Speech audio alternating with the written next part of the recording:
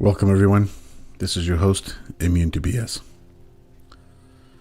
Well, in this video we're going to be discussing the flat earth map, which has been a hot topic in the flat earth land as of late.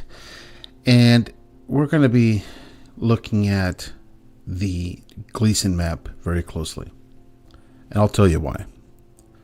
I firmly believe that that is the best representation of our actual world, the Earth, and the flat plane we live in. And I'm going to explain to you why I feel that is.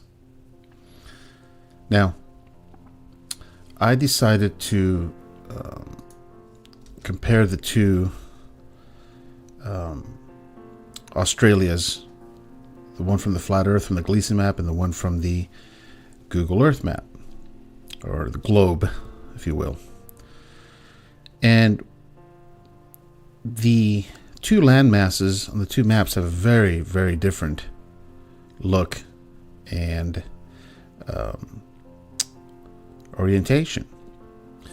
What is interesting, though, is that when you compare the actual points on the maps, they're identical. For instance, right here we're looking at the Tropic of Capricorn, and you can see the geographical distinctions. You have the little bays, or whatever they want to call it, the peninsulas. And if you look up on the Gleason map, you have the exact same features, and the Tropic of Capricorn comes across the exact same point at the exact same coordinates. And so you can see down at the bottom there are the peninsulas, and right above is the Tropic of Capricorn, and then on the Gleason map it's the exact same way. It's just the maps on here are oriented a little bit differently because of one's a ball and one's a flat plane.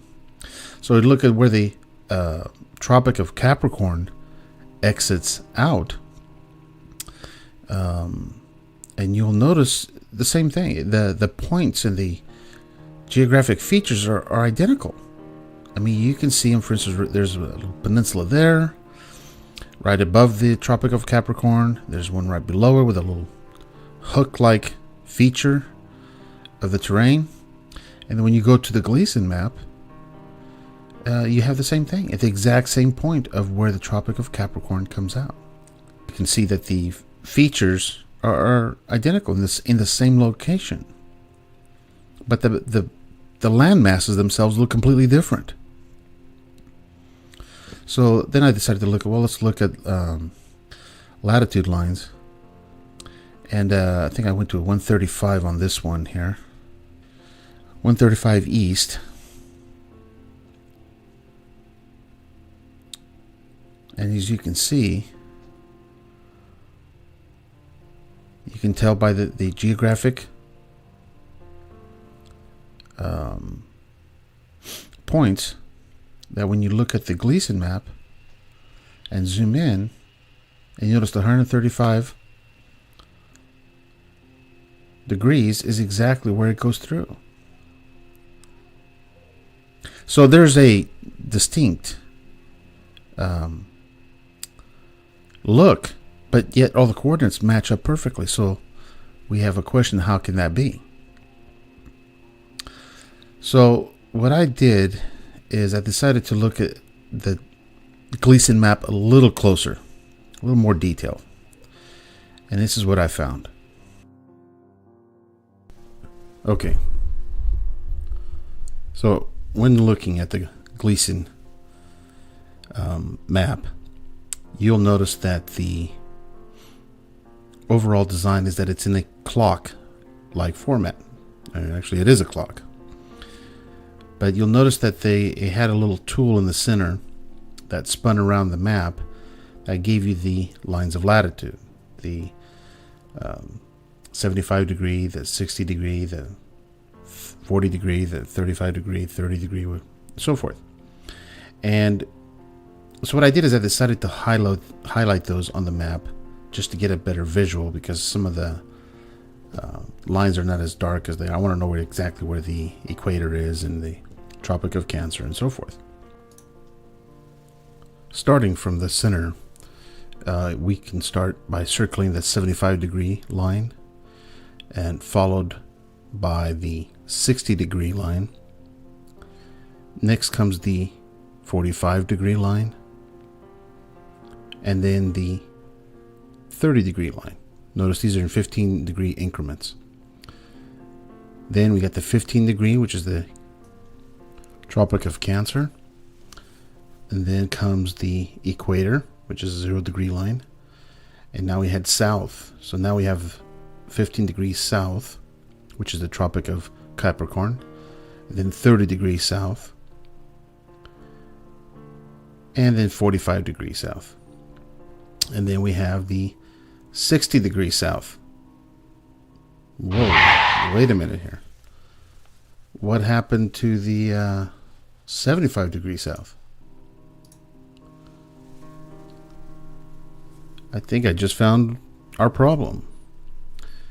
It would appear the flat Earth is not equal in the land masses between the North Pole and the equator and the South Pole. So, what does that mean? Well, what that means is that when somebody decided to create a globe out of the flat Earth, they did not have two equal halves to make into a sphere. So they had to elongate and stretch and do everything else to make it work. Because there's a 15-degree difference or missing of latitude. So in order to make it a perfect sphere or ball, they had to stretch things out. That's why everything looks distorted.